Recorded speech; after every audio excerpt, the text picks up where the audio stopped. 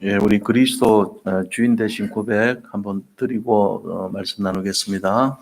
주는 그리스도시요 살아계신 하나님의 아들이십니다. 나의 주인 되신 그리스도는 나의 참 해방자이십니다. 나의 참 승리자이십니다. 나의 참 인도자이십니다. 나의 주인 되신 그리스도는 하나님을 만나는 길이 되십니다. 죄와 저주에서 해방이 되십니다. 사단을 이긴 승리가 되십니다. 나의 주인 되신 그리스도는 하나님을 만나는 길이 되시며 내 모든 삶의 주인이 되십니다. 죄와 저주에서 해방이 되시며 나에게 죄와 저주에서 해방을 주셨습니다. 사단을 이긴 승리가 되시며 나에게 사단을 이길 권세를 주셨습니다. 예수님이 나의 모든 문제의 주인이 되어주시고 지금 성령으로 역사하여 주시옵소서. 창세기 3장으로 말미암아 감 과정을 통해서 나에게 내려오는 모든 저주가 예수님의 이름으로 꺾이게 하시고 마음과 생각의 해방을 받게 하옵소서. 나의 모든 문제 배후에 없사하는 악한 영혼 예수 그리스도 이름으로 명하노니 지금 떠나갈지어다. 모든 문제 해결자이신 예수 그리스도의 이름으로 기도합니다. 아멘. 시편 119편 105절 주의 말씀은 내 발의 등이요 내 길의 빛이니이다. 이사야서 40장 8절 푸른 마르고 꽃은 시드나 우리 하나님의 말씀은 영원히 서리라 하라. 아멘. 예, 우리 오늘 고린도후서 12장 1절에서 10절의 말씀을 통해서 영적인 눈으로 본 육체의 가시라는 제목으로 말씀을 나누고자 합니다. 우리 옆에 분들 보시면서 인사 나누도록 하겠습니다. 그리스도는 완전하고 충분하고 모든 것입니다. 육체의 가시는 디딤돌입니다. 인생의 가시에 속지 맙시다. 우리가 요즘 이제 어려운 점이 많죠. 시간은 길어지고 또 이렇게 전염병 때문에 세계가 여러 가지 어려움을 겪고 있습니다. 그와 마찬가지로 우리 인생에 살아가면서 이런 어려움들이 사실은 남들에게 말을 할 수 없는 말 못할 속으로 속앓이 하고 있는 내용들이 많이 있어요.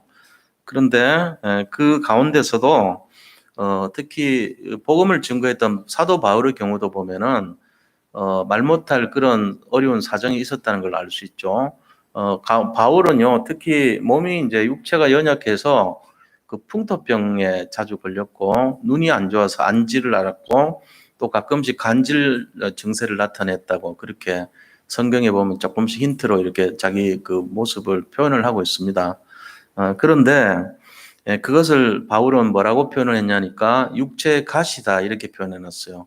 근데 여기서 말하는 가시는 헬라말로 보면은 스콜로푸스라고 해서 말뚝이라는 의미예요.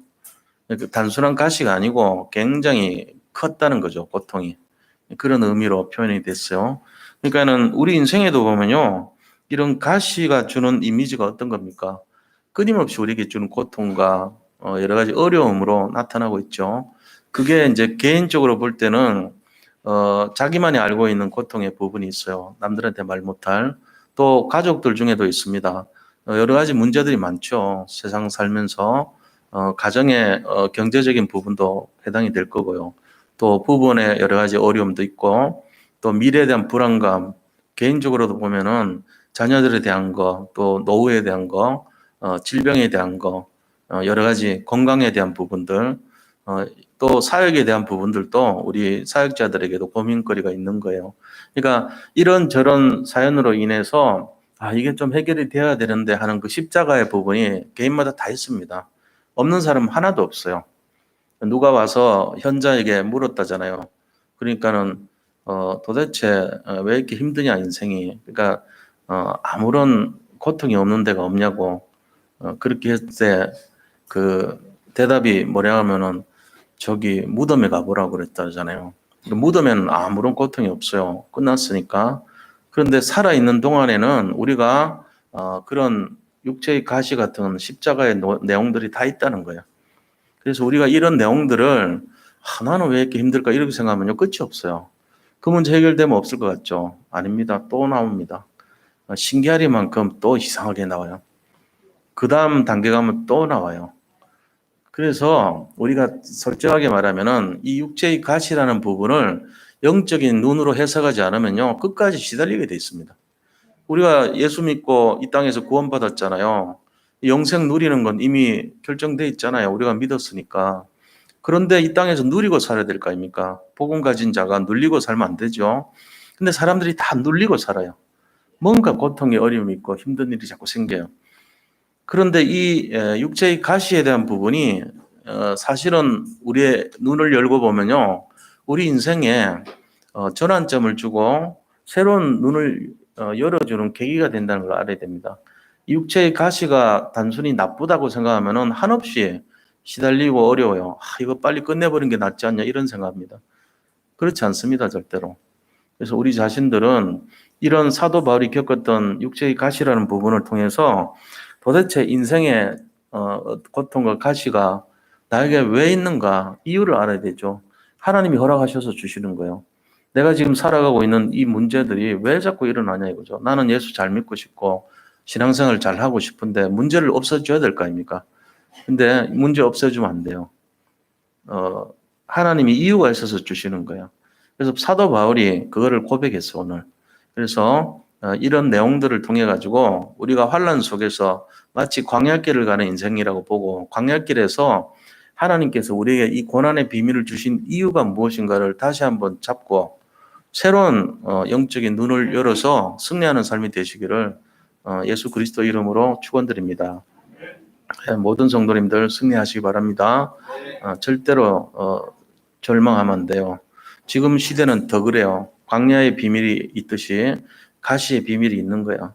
그걸 오늘 나누는 시간을 갖도록 하겠습니다. 자, 그럼 본론에 들어가서 첫 번째로요. 육체의 가시가 주는 은혜가 있습니다. 그게 뭐냐 하는 거예요. 이 육체의 가시가 주는 은혜를 살펴보기 전에 사도 바울이 어떤 고백을 했냐면 1절에서 6절까지 말씀을 보니까 14년 전에 어떤 사람에 대한 그 체험을 얘기를 해요. 1절에 보니까 무익하나마 내가 부득불 자랑하노니 주의 한상과 계시를 말하리라 그랬습니다. 이때 이스라엘 상태는 어떤 상태입니까? 신권 사회입니다. 다른 나라들은 신권 사회가 아니에요. 전부 다 세상 사람들 중심의 인권 사회죠. 근데 이스라엘은요, 하나님이 중심이 되는 사회예요. 신권 사회란 말이에요. 그 하나님 중심되는 사회에서 천국을 보고 왔다. 삼층천이라고 하는 거는 굉장히 훌륭한 신앙인이 가는 곳으로 천국이죠. 지금 말하면 굉장히 신자 중에도 영성이 뛰어난 사람들이 가는 곳이 삼층천으로 돼 있어요. 근데 거기를 갔다 왔다니까 얼마나 자랑스럽겠어요. 신권 사회에서. 그러니까는 그거를 이제 말하려고 그런 거예요, 지금. 근데 자기가 말하면은 교만해지잖아요. 안 그래도 지금 사도 바울은요, 갖춘 것이 되게 많은 사람이에요. 그런데 거기다가 나는 천국까지 보고 왔어 이러면은 상당히 이렇게 자기를 자랑하는 모습으로 비춰질 수 있기 때문에 마치 다른 사람이 얘기하는 것처럼 얘기합니다. 천국을 보고 온 것이 사실은 사도 바울이에요. 근데 자기가 아니고 이 절에 보니까 내가 그리스도 안에 있는 한 사람을 아노니 이렇게 다른 사람인 것처럼 얘기를 합니다. 그 이유는 뭐냐면은 자기 자신을 드러내지 않으려고 하는 겸손을 알았고요. 또 두 번째 이유는 사람들이 전부 다 어떤 하나의 일확천금적인 그런 신앙 있잖아요. 뭔가 한 판에 그냥 끝내려고 하는 그런 신앙. 그게 기독교에서는 신비주의라 그래요. 기독교에 나오는 이 모든 성경에 나오는 내용들은 신비입니다. 그러나 신비주의로 가버리면 이상하게 돼요, 사람이. 무슨 미래일을 막 점쟁이한테 찾아가듯이 그런 식으로 신앙생활을 하는 거예요. 그거는 틀린 거거든요. 그래서 우리가 그리스도 안에 있는 신비는 믿어야 되지만 신비주의로 빠지면 큰일 납니다. 그래서 그것을 경계하는 거예요, 사도 바울이. 자기가 천국 갔다 왔다, 환상을 말한다, 계시를 말한다 이런 거 자꾸 잡히면 신비주의로 빠지게 만드는 것을 우려해서 자기가 한 것이 아니고, 왜냐하면 사도 바울을 존경했으니까, 달았으니까 내가 그랬다고 하면 다들 그 바울을 우러러 본단 말이에요. 바울이 뭐가 되겠어요? 우상이 되죠. 신비주의 결론은 우상숭배 비슷하게 돼요. 그래서 하지 말라는 거예요. 그런 거 하면 안 돼요, 사실은. 그럼 뭐 해야 됩니까? 우리는 복음을 누리고 복음 따라가야 되거든요. 말씀 중심이 돼야 되거든요. 그래서 경계하면서 어떤 사람의 얘기인 것처럼 얘기한 거예요. 근데 14년 전이라고 하는 얘기가 언제냐면은 사도 바울이 자기 고향 다소로 돌아갔을 때 얘기예요. 거기 가서 잠시 있었잖아요. 그때 그 바나바라는 사람이 위로자고 권위자라 그랬잖아요. 그 바나바가 고향에 가서 이 바울을 초청해가지고 안디옥에 데려왔던 거예요. 그래서 거기서 교사로서 같이 가르치고 그런 일들을 했다 그랬거든요. 그때 당시란 말이에요. 바울이 굉장히 지금 어렵고 앞날이 어떻게 될지도 모르고 힘든, 그리고 자기 민족을 배반했잖아요. 유대교에 있던 사도 바울이 잡으려고 다메섹으로 갔다가 예수님을 만나고 회심을 했단 말이에요.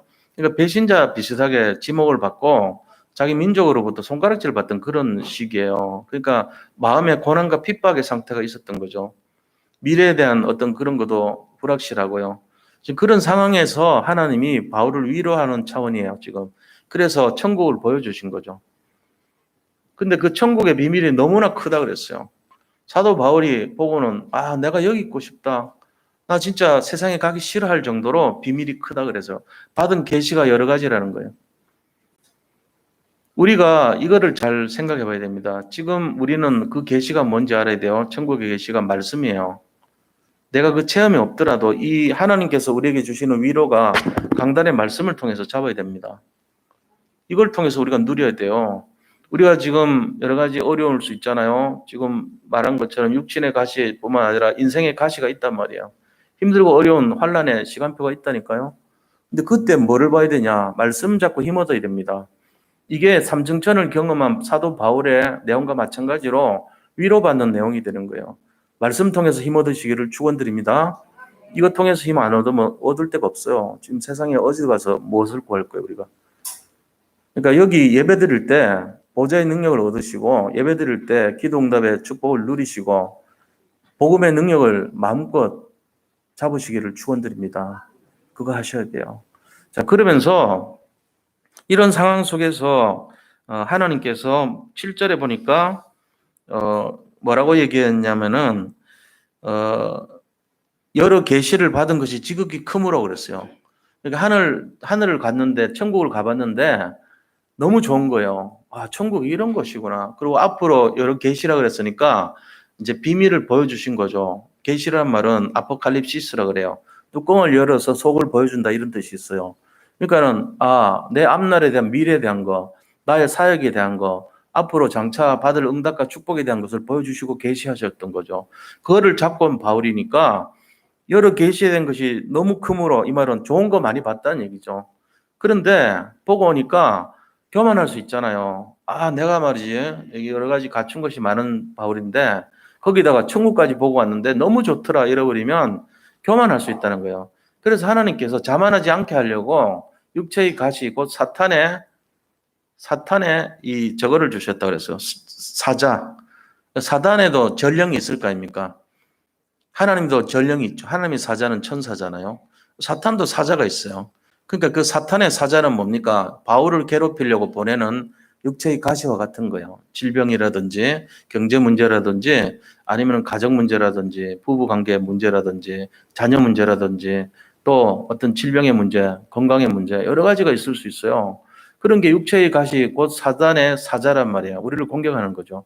그거를 주셨으니 이는 나를 쳐서 너무 자만하지 않게 하려 하심이라고 그랬어요. 그러니까 우리가 육체의 가시가 주는 은혜가 어떤 거냐 하면요. 그게 첫 번째는 바로 천국을 체험하도록 위로해 주시는 게 있어요. 너무나 힘드니까 오히려 하나님이 축복해 주는 거고요. 두 번째는 내가 교만할 수밖에 없는 체질이니까 하나님이 교만하지 않도록 알아서 이렇게 문제를 적당히 주셨다는 거예요. 그러니까는 문제를 줘도 감사했고 문제가 없어도 감사할 수 있는 바울의 영적 상태를 말하고 있는 겁니다. 우리가 뭐 특별나서 감사하는 게 아니고요. 어려움 속에서 감사하는 게 진짜 감사거든요. 그래서 바울은 이 천국 체험을 자랑하지 않고 오히려 자기의 약한 것을 자랑한다고 그랬어요. 그게 5절에 나오는 말씀이에요. 5절에 보세요. 그가 내가 이런 사람을 위해서 자랑하겠으나 나를 위하여서는 약한 것들 외에 자랑하지 아니하니라 그랬습니다. 자기 약한 것을 자랑한대요. 사람들은 약한 거 자랑하지 않습니다. 대부분이 자기 자랑하고 자기의 강한 것을 드러내려고 그러죠. 자아라는 게, 자기라는 게 항상 섞여 들어가 있어요. 바울이 만약에 그러면 어떻게 됐어요? 사람들 다 기죽죠. 바울은 베냐민 지파 왕족이었죠. 히브리인 중에 히브리인이었어요. 그리고 로마 시민권을 갖고 있어요. 그때 당시 로마 시민권자라 그러면요. 태어났을 때부터 로마에서 태어나거나 아니면 돈을 주고 사는데 사도 바울의 아버지는 굉장히 부자였습니다. 그래서 길리기아 다소라는 곳에서 로마 시민권을 샀던 사람이에요. 그리고 세계 3대 문학 도시인 다소, 거기는 알렉산드리아라는 어디입니까? 아프리카 지역에 있는 곳하고 또 그 아테네, 그리스의 아테네하고 여기에 큰 박물관이 있어요. 세 군데 다. 거기에 세계 3대 문학 도시에 거기서 공부를 하고 거기서 고향이 거기예요. 그런데 사도 바울은 사실은 그 고향 떨어져 있는 조금 시골에 살고 있었는데 거기 유학을 해가지고요. 공부를 했을 정도로 뛰어난 사람이었어요. 어릴 때부터. 그러니까는 더 이상 바랄 것이 없는 그런 배경을 갖고 있었단 말이에요. 그리고 박사학위도 갖고 있었고 그것도 3개나 갖고 있었고 가말리엘의 후사가 돼서 후예가 돼가지고 이 가말리엘 할아버지가 힐렐이라는 사람인데 그 힐렐 학파를 만들었어요. 그 유대교 중에 한 분파요. 3가지 분파가 있는데 그 중에 테두였어요. 제일 위에 좌장이었단 말이에요. 그 사람이 수제자가 누구냐? 바울이었단 말이에요. 그러니까 이 가말리엘이라는 사람은 심판할 때도 영향을 끼쳤던 사람 아닙니까? 산헤드린 공회원의 중요한 일을 맡았던 심판관이었죠. 그리고 교수였어요. 거기에 수제자가 바울이에요. 그러니까 이 바울이 대단한 사람이었단 말이에요. 젊은 청년 국회의원이었다고 보세요. 지금도 우리나라에서 만약에 국회의원이라 하면 대단하잖아요. 근데 신광국화에서 바울은 국회의원으로서 청년 대표자였단 말이에요. 그런 사람인데 거기다가 천국까지 보고 왔다 하면은 정말로 하나님께 인정받은 사람이라 여기게 되죠. 그러니까는 너무 교만하지 않도록 하나님이 적절하게 육체의 가시를 줬다는 거예요. 그 육체의 가시에 대한 부분이 뭡니까? 바울은 풍토병을 앓고 있었고 안질과 간질에 시달렸던 사람이에요. 그러면서 복음 전했던 거죠. 그러니까는 이런 내용들을 통해서 바울의 마음속에 뭐가 있었을까요? 감사가 안 있었겠어요? 저도 제가 가진 조그마한 그 질병 때문에 하나님께 늘 감사하는 마음을 갖고 살거든요. 그리고 오직이란 마음이 생겨요. 이게요, 육체의 가치가 주는 은혜예요. 감사와 오직의 믿음을 말하는 거죠. 우리가 안 그러면 주님 잘 안 쳐다봅니다. 내게 좀 아쉬운 게 있어야지 주님 바라보죠. 내게 어려움이 없다면 주님 바라보겠어요. 저는 강아지들 보면서요, 야, 참 이 강아지들은 가만히 있어도 오직이 되더라 말이에요. 우리가 주는 조그마한 그 몇 알 되지도 않은 식량 조금 주는 거 그거 갖고 감사해가지고 물하고 먹는 거 좀 준다고 꼬리를 얼마나 바람개비처럼 돌리면서 좋아하고 주인 배신하지 않습니다. 그 인간이 악해서요, 그 강아지를 버리고 이러지요. 그 강아지는 버림받은 곳에서요, 주인을 끝까지 평생을 기다려요. 그만큼 의리의 강아지잖아요. 그런 거 보면은 우리가 정말 인생은 굉장히 좀 뭐랄까 우리 자신들의 모습을 우리도 못 믿을 사람들이야. 솔직히 그렇지 않습니까? 얼마 전에 그 기사를 보니까 자기 부모가 꽤 잘 사는 분이더라고요. 그래가지고 자식을 이제 아들 2명 있는데 큰 아들을 잘 키웠어요. 그래서 어느 날 이제 자식이 자기 집에 와서 살자고 합치자 이렇게 해서 모든 재산을 다 옮겨주고 다 했단 말이에요. 그리고 이제 해외 여행까지 보내준 거예요, 아들이. 그러니까 너무 기쁜 마음에 해외를 다녀왔는데 와 보니까 큰 아들이 집 다 팔아서 명의를 다른 사람이 와서 살고 있고 자기한테 연락도 안 하고 어디 가버린 거 있죠. 그럼 어떻게 해요? 재산은 다 잃어버린 거죠. 노숙자 신세가 된 거예요. 그래서 둘째 아들한테 갔습니다. 둘째 아들이 부모를 섬기고 할 수 없이 같이 사는데 재산 없으니까 완전히 그냥 찬밥 신세처럼 사는 거예요. 그게 모든 사람에게 그렇지는 않겠지만 우리 시대의 단면적인 모습을 보여주고 있다고 봐요. 그러니까 우리가 이런 걸 보면은 진짜 아닌 말로 좀 속된 말이지만 개만도 못한 인생들이란 말이에요. 개만도 못해요, 진짜. 그런 게 이 시대의 풍조예요, 흐름이에요. 자, 그럼 우리가 이런 상황 속에서 우리 육체의 가시에 대한 고마움을 가져야 되겠죠. 그거라도 있어야 주님 바라본단 말이에요. 내게 그거 아쉬움이 없어 봐요. 그 조그만 부모의 재산이라는 그게 있어야 주님이 아니지. 부모를 바라보잖아요. 근데 그거조차 없으면 찬밥으로 만들어버린 게 우리 지금 모습이란 말이에요. 그게 인간의 모습이에요. 그러니까 육체의 가시를 줘서 그 가시 문제 해결하려고 그 십자가를 바라볼 수밖에 없는 그런 정도로 하나님이 줄 수밖에 없는 걸 알고 계신다. 인간이 어떤 건지를. 서면 앉고 싶고 앉으면 눕고 싶고 누우면 자고 싶고 이게 인간이에요. 그러니까는 계속 주님만 바라볼 수밖에 없도록 사건과 문제를 주시는 거예요. 그래서 오히려 가시가 주는 은혜를 우리가 잘 찾아야 됩니다. 왜 이렇게 나한테 이런 문제 일어나냐? 그 문제 없으면 죽어야 될 시간표예요. 그게 바로. 우리가 그 문제 없애기를 바라시면요. 그 문제 끝나면 이제 갈 때가 된 거예요. 끝까지 인생은요. 고난의 연속입니다. 알고 있어야 됩니다. 이런 내용들을 가지고 감사를 해보시기 바랍니다. 우리 자신들이 왜 문제가 없냐가 아니고 문제 주신 거 감사하시기 바랍니다. 적절한 문제를 통해서 오직 예수를 만드는 거예요. 그걸 통해서 진짜 하나님께서 뭐라 했어요? 3번이나 기도했는데 내 은혜가 너에게 족하다 그랬어요. 복음의 내용이 너한테 자리 잡게 하는 것으로 감사해라는 거예요. 네가 그런 안질과 간질이 있음으로 해서 오히려 네가 복음을 찾고 그리스도를 바라보는 거 아니냐. 그런 메시지였습니다. 이 내용을 통해서 고난은 축복의 길이 되는 것이고 환난과 핍박은요 인생의 전환점을 낳는 디딤돌이 된다는 사실을 굳게 잡으셔야 됩니다. 승리하시기 바랍니다. 그래서 로마서 보니까 뭐라 그랬어요? 로마서 5장 3절 4절에 우리가 환난 중에도 즐거워하나니 환난은 인내를, 인내는 연단을, 연단은 소망을 이루는 줄 알미로라 그랬습니다. 이 한인연소로 기억하는데요. 환난은 인내를, 인내는 소망을, 소망은 인내는 연단을, 연단은 소망을 이루는 줄 알미로라. 이게 실제적인 우리 인생의 고백이 되어야 돼요. 사도 바울은 늘 이거 시달렸거든요. 안질과 간질 때문에. 그래서 그 병을 가지고도 복음을 전했어요. 그러면서 갈라디아 4장에 보니까 감사한 거 있죠. 갈라디아 4장 13절에서 15절 제가 읽어드리겠습니다. 거기 보니까 이렇게 돼 있어요. 내가 처음에 육체의 약함으로 말미암아 너에게 복음을 전한 것을 너희가 아는 바라.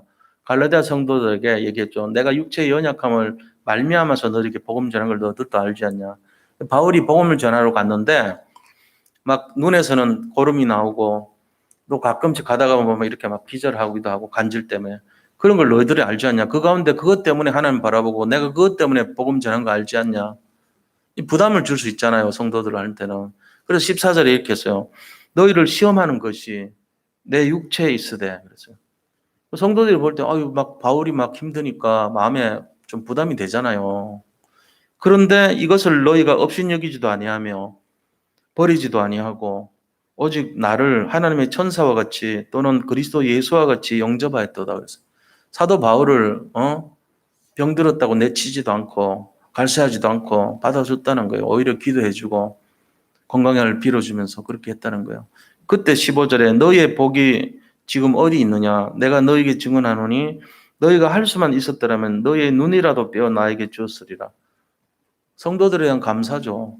눈이 안 좋았는데 성도들이 보고 그 기도해주고 하니까 아마 눈이라도 빼서 주고 싶었지 않았겠냐. 좀 고맙다 이런 말을 하는 거예요 지금. 이런 것처럼 바울 마음속에도 자기 병을 부담스럽잖아요. 빨리 고치기를 원하고. 근데 그것 때문에 오히려 너희들에게 복음 전한 것을 알지 않냐. 이렇게 얘기하는 거예요. 우리 인생에 있어가지고 육체의 가치가 주는 은혜를 놓치면 안 됩니다. 지금 어떤 어려움을 갖고 있는지는 모르지만 있을 겁니다, 아마. 없는 사람 한 명도 못 봤어요, 저는. 다 갖고 있어요.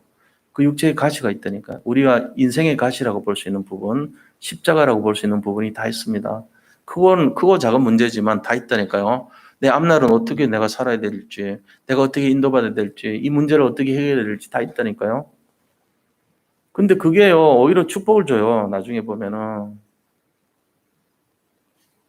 우리가 이걸 알아야 됩니다. 자, 두 번째입니다. 약할 때 강함을 주시는 하나님을 알아야 됩니다. 그래서 약할 때 강함을 주세요. 9절, 10절 보세요. 뭐라고 되어 있습니까? 나에게 이르시기를 내 은혜가 내게 족하도다. 이는 내 능력이 약한 데서 온전하여짐이라 하신지라. 그러므로 도리어 크게 기뻐함으로 나의 여러 약한 것들에 대하여 자랑하리니 이는 그리스도의 능력이 내게 머물게 하려 함이라. 그러므로 내가 그리스도를 위하여 약한 것들과 능력과 궁핍과 박해와 공고를 기뻐하노니 이는 내가 약할 그때의 강함이라 그랬습니다.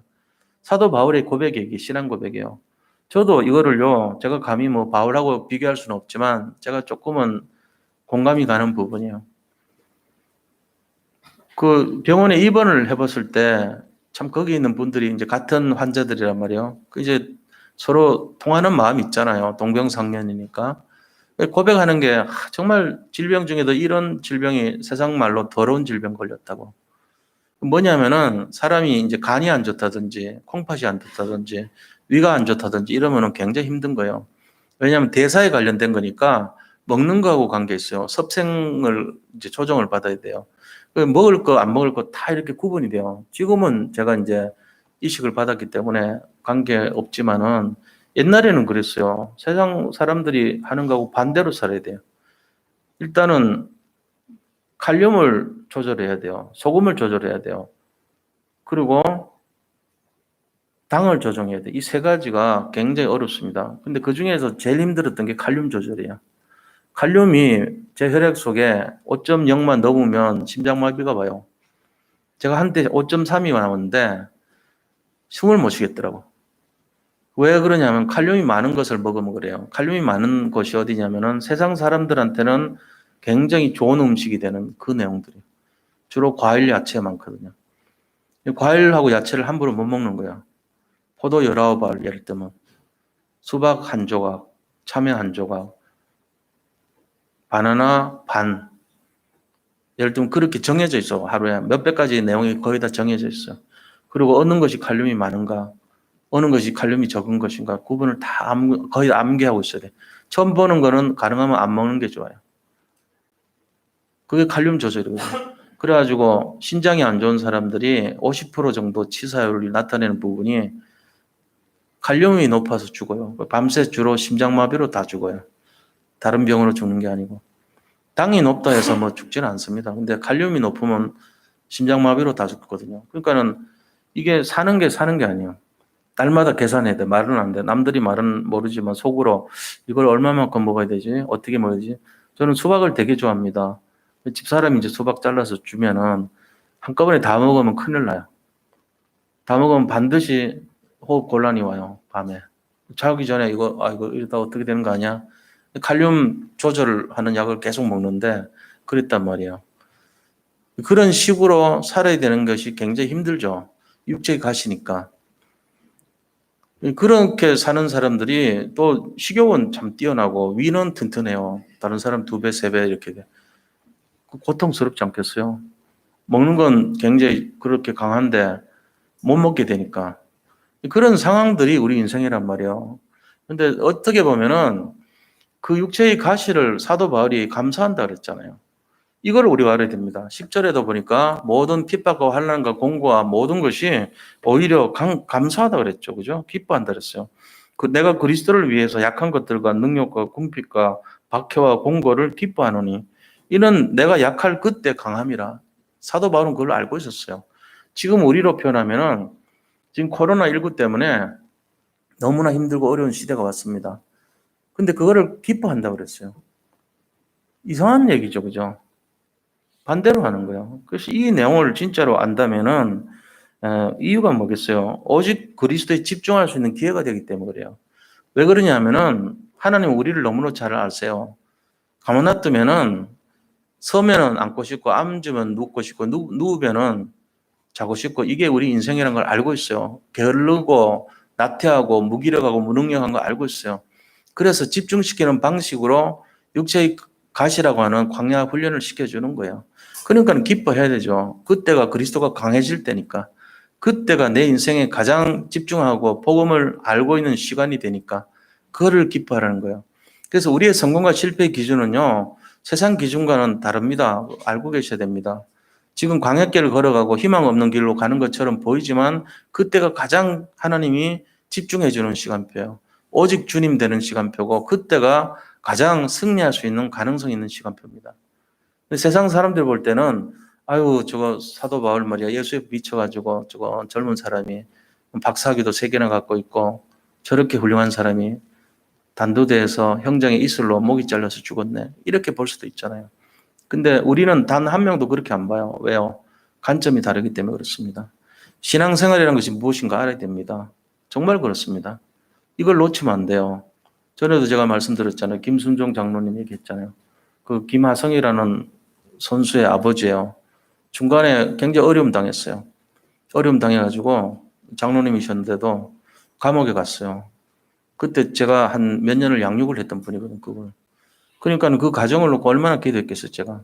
근데 그 부인이요, 전도사님 딸이거든. 자기 어머니가, 할머니가 전도사예요. 근데 그 집안이 다 그래요. 그래서 그 어머니가 야탑 고등학교에 다니던 이 하성이 친구가요, 좀 어려움을 당하는 이제 그런 상황에 놓였을 때 가서 말씀 운동 해주는 거예요. 걔를 살렸어요. 그러니까 이분들이 어려움 때문에 단칸방 들어가고 지하에서 몇 년 살고 이런 고통을 겪었단 말이에요. 근데 그게 오히려 육체의 가시가 주는 축복이었던 거죠. 이 두 부분에게는. 그러니까 그리스도에 집중을 하니까 오히려 그 상황에서 사람 살리러 다닌 거 있죠. 자기들 지금 앞가림도 못 하는데. 그 비밀을 누렸던 분들이에요.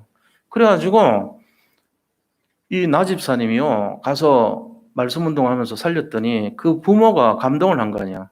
그래가지고 이 아버지가 지금 어려움 당하는 거를 도와줬잖아요. 지불 보증을 써가지고 다시 사업을 할 수 있도록 도와준 거예요. 그러고는 그 가운데서 김하성 그 선수가 또 두 딸이 있거든요. 위로 누나 두 명인데 다 성공했어요. 그러니까 그들 인생에서는 광야길이었거든요. 육체의 가시를 보면서 자기 부모들이 처절하게 어려움 당하면서도 복음 운동하는 걸 봤던 거예요. 그러니까 하성이 마음속에 먹었겠어요. 자기도 오직 복음인 거죠. 진짜 복음이 딱 들어가 있는 거죠. 나는 이거 이번에 가면서 그래 될 줄 알았어요. 옛날에. 아버지가 막 자랑하더라고. 우리 그 훈련 받을 때 만났는데 자기 아들이 김하성이네. 왜냐면 우리 하성이랑 이름이 똑같기 때문에 내가 금방 외워지더라고. 그래서 기도해달라 그러더라고요. 저한테. 알겠다고 그랬는데 자기 그 선배 길을 걸어간다고 자랑 막 하더라고. 그대로 됐어요. 그게 말이 쉽지 되는 게 아니에요. 그러니까 그 부모의 중심이 무당들 막 살리고 돌아오고 이런 역사가 막 일어나고 그래서 그 김순정 장로는 보통 사람 아니에요. 제가 봐도. 막 치고 들어가서요. 무당들한테 복음 전하고 영접시키고 그런 사람이거든요. 많이 돌아왔어요. 여운교회 있을 때. 무속사역 총국장이에요. 그러니까 우리가 이런 내용들을 알고 있어야 되거든요. 환난과 어려움과 공고과 핍박이 나에게는 기쁜 일이라 그랬어요. 이유를 우리가 알아야 됩니다. 아, 내가 왜 이럴까 어려울까? 왜 이런 문제가 나한테 계속 일어날까? 당연히 하나님 축복 때문에 그래요. 나를 보통 사람이 아니기 때문에 특수훈련 시키는 과정이에요. 집중시켜야 될 이유가 있는 거예요. 그래서 뭡니까? 세 번째, 어떤 결론이 있습니까? 하나님의 절대 계획을 성취하시는 응답을 주시려고 하는 거예요. 이 응답 속에서 모든 게 응답받거든요. 그래가지고 전무후무한 백성의 축복을 주십니다. 전무후무한. 앞으로도 그런 응답 못 받는 응답을 주시는 거예요. 그렇게 하면서 육체의 가시를 이겨낸 승리자가 되는 축복이에요. 그게 뭡니까? 그게 바로 그리스도 피 언약의 증인으로 세웁니다. 반드시 그렇습니다. 세상 사람들 어려운 갈등 다 있기 때문에 거기에 답을 줄 수 있는 사람이 되는 거예요. 답 주는 사람. 그러니까 그 답을 들으면 공감을 하죠. 그 사람이. 아, 맞아. 나도 이렇게 힘든데 이겨냈네. 아, 저거는 좀 다르네. 뭐 때문에 이겨냈지? 아, 그리스도의 피 언약 때문에 이긴 거야. 아, 나도 믿자. 이렇게 되는 거죠. 그걸 살리는 거야. 막 가는 곳마다. 다 살려줘. 그래야 되죠. 우리 주변을 둘러보세요. 조금만 보면요. 힘든 사람 너무 많습니다, 지금. 관심이 없어서 그럴지 몰라도. 관심 조금만 기울이면요. 입에 달고 살아요. 피곤해 죽겠네. 좋아서 죽겠네. 좋아도 죽어. 전부 죽겠네야. 우리 이재 권사님은 살겠네 늘 하시더라고요. 좋은 거야. 좋아서 살겠네지. 왜 죽겠습니까? 그게 좋은데. 우리 사람들, 한국 사람들이요. 이 각인이 죽겠네로 다 돼 있어. 힘들다는 거죠. 그렇게 돼 있는 거예요. 인생이란 게. 거기에 증인으로 세우십니다. 광야의 축복을 보고 체험합니다. 광야에서 얼마나 어렵습니까? 근데 그거를 누려요. 오히려. 누린다니까요. 그렇게 하면서 오직 복음운동의 증인으로 부르시는 거예요. 우리를. 그래서 뭘로 합니까? 전무후무한 응답의 주역으로 인도하신단 말이야. 우리가 한 번도 가보지 않은 길을 가는데 최고로 승리하고 서밋이 되는 축복을 딱 도장을 찍어줘요. 하나님이. 이 사람은 이걸 이겨낸 사람이다. 이거. 그게 뭐예요? 홍해를 지난 사람, 광야를 승리한 사람, 요단을 건넌 사람, 여리고를 무너질 때 동행했던 사람, 안악 산지를 점령할 때 함께했던 사람, 그 축복을 누리는 도장을 찍어준다니까요. 이 사람은 승리자다고 꽝 찍어줘요. 우리가 그 증거를 가지고 힘든 사람, 여러 가지 문제, 어떤 문제인가 들여다보죠. 아, 이 사람은 질병 문제구나. 이 사람은 경제 문제구나. 이 사람은 가정 문제구나. 부부 문제구나. 자녀 문제구나. 이 사람은 어떤 문제구나. 상관없어요. 그거를 뛰어넘는 모든 것이, 육체의 가시, 인생의 가시를 뛰어넘는 모든 것이 복음의 능력이거든요. 이거를 이제 가진 무장된 인생이 되는 거예요. 그래서 뭐 하죠? 살리는 거 있죠. 우리는 더하기, 빼기, 곱하기, 나누기, 계산하기 바쁘지만 하나님의 사람은 그렇게 하면 안 됩니다. 눈앞에 보이는 어떤 것도 상관없다. 다 내게로 와라. 내가 너희와 항상 함께 있으리라 하시나 이 복음의 능력으로 살아가야 됩니다. 그거 갖고 도전해야 돼요. 그래서 우리 인생의 결론이 어떻게 되냐면요. 고난과 문제를 바라보는 눈을 바꿔야 됩니다. 왜 내가 이런 문제가 아니고 당연히 문제 있어야지.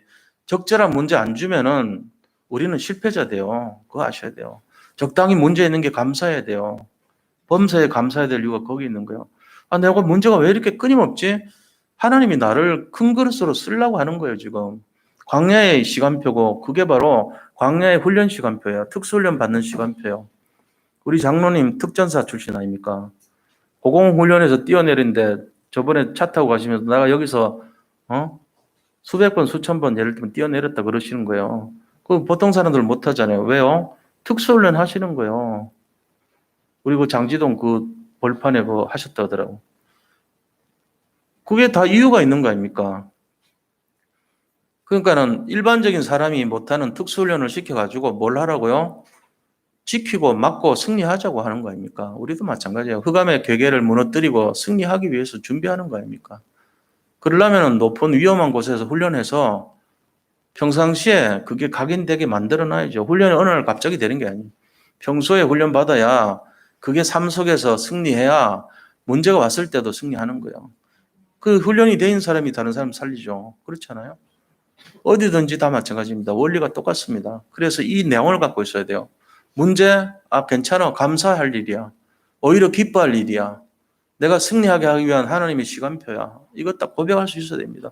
문제 오면은 바로 흐느끼고 눈물 흘리고 주저앉고 그거는 사단의 밥이에요. 그 사람은 평생 시달리게 돼 있습니다. 복음 갖고도 시달립니다. 왜 그러죠? 문제를 보는 영적인 눈이 없기 때문에 그래요. 마귀는 그 사람을 찾아서 산길 자리를 찾아 돌아다니며 어디가 약한가, 호구가 어딘가 그거 살피고 있어요. 우리는 그렇게 하면 안 돼요. 입술로 하나님께 원망하지 말고 범죄하지 말고 일단은 입술로 고백해야 돼요. 믿음을. 이게 중요하단 말이에요. 그렇게 하면서 우리가 약하고 고난당할 때 그때 하나님이 우리를 강하게 하신다는 거, 강함을 주시는 하나님, 이걸 알고 계셔야 돼요. 내가 약할수록 하나님이 역사하신다는 거. 왜? 임마누엘 하시기 때문에 그렇습니다. 그래서 그거를 놓치지 마시기를 축복합니다. 결국은 어떻게 됩니까? 하나님 언약을 성취하고 세계복음화의 주인공으로 우리를 사용하실 것입니다. 이 비밀을 누려야 돼요. 이 비밀이 없으면 우리 자신들이 뻔한 인생 돼요. 뻔한 인생 뭐죠? 잘 먹고 잘 살라고 열심히 노력하고 애쓰다가 돈 벌어서 또 잘 먹고 잘 살다가 후대들에게 그 언약 심어주고 이름도 빛도 없이 그냥 썩어져 가는 거예요. 그 다음 후대들도 잘 먹고 잘 살고 좋은 집 갖고 승리하고 좋은 직장 얻고 재밌게 즐겁게 살다가 또 이름도 빛도 없이 남기고 또 돌아가고 죽고 그 다음 또 후대가 또 그 일을 하고 천대를 그렇게 하면 무슨 의미가 있겠어요? 단 한 번밖에 없는 우리 인생, 허무한 인생 되는 것입니다. 그게 아니고 한 번을 살고 가더라도 사람 살리고 현장 살리고 가정 살리고 가문 살리고 정말로 낙심된 사람들을 이렇게 세우고 세상 237 나라의 빈 곳을 치유하고 여러 가지 어려움 당한 사람들을 살리고 나집사님 같이 자기들은 단칸방에 애들 5명이 거기 생활했어요. 쪽방에다가 다 거의 망했으니까 거기 하면서도 남 살리겠다고 야탁고 가가고 그 애들 그 쉽지 않아요. 운동하는 애들 만나가지고 쉽겠습니까? 근데 그렇게 해서 살렸다니까요. 그러니까 아들이 저렇게 축복받는 거예요. 저는 볼 때 당연하다고 봐요. 그 믿음의 배경이 있는 거예요. 그 가정이. 우리가 지금 어려울 때 잘 하시기 바랍니다. 어려울 때 기뻐하시기를 축복합니다. 우리에게 범사에 감사라고 한 내용이 그겁니다. 하나님 이 어려움 없애주세요 하지 마세요. 그거 없어지면요. 그 다음부터 늘 자야 돼요. 할 일이 없기 때문에. 이게 지금 그 문제 전화하니까 우리가 그거 놓고 기도하는 거잖아요. 그래서 적절한 문제는요. 축복의 기회가 돼요. 오히려. 그걸 아시기를 바랍니다. 그래서 모든 것이 어떤 어려움도 문제가 아니고 나한테는 다 축복이다. 나는 정말 하나님께서 주신 최고의 서밋 인생이다. 이거를 이겨놓고 가는 승리하는 삶이 되시기를 예수 그리스도 이름으로 축복합니다. 하나님 감사합니다. 우리 모든 사랑하는 성도님들 현실에 속지 말게 하시고 정말 문제에 속지 말게 하시고 모든 것을 살리고 회복하는 광야의 정말 특수훈련의 체질이 되어서 승리하는 삶에 모든 것이 준비되게 하여 주옵시고 하나님께 영광을 돌린 인생들이 다 되게 하여 주옵소서. 살아계신 예수 그리스도 이름으로 기도드립니다. 아멘. 이 시간에 우리 합심해서 우리 자신과 또 이 현장과 나라를 위해서 함께 합심해서 기도하겠습니다. 하나님 감사합니다. 지금은 어렵고 힘든 시간표지만 그러나 현실에 우리가 쏙지 말게 하시고 분명한 하나님의 계획과 소망 속에 인도받게 하시기를 원합니다. 그래서 처절한 삶 속에서 아버지 오히려 하나님께 영광을 돌리고 승리하는 비밀을 누리는 삶이 되게 축복하시고 역사하여 주시옵소서. 아버지 하나님께서 함께 하시고 인도하여 주셔서 정말로 아버지 복음 속에 최고의 영달을 누리는 인생들이 다 되게 하시고 우리나라의 지금 현실이 어렵고 힘들지만 아버지 하나님 모든 성도님들 모든 국민이 정말로 하나님 살아계신 것을 알게 되는 기회가 될 수 있도록 축복하시고 오히려 더욱더 오직 그리스도 되어서 모든 것을 승리할 수 있는 비밀을 누리는 삶이 되게 인도하여 주옵소서. 우리 한 사람 때문에 전 세계가 살아나는 역사를 보게 되기를 원합니다. 오직 복음으로 승리하는 삶이 되게 하시고 정말로 현장 살리고 전 세계 살리고 아버지 정말 하나님의 나라를 아버지 통하여서 모든 것을 회복할 수 있는 비밀을 전하는 축복의 증인이 다 되게 하여 주옵소서. 모든 것을 감사드리며 살아계신 예수 그리스도 이름으로 기도드립니다. 아멘. 이 시간에 우리 찬송가 162장 찬송 드리면서 준비하신 헌금 드리겠습니다.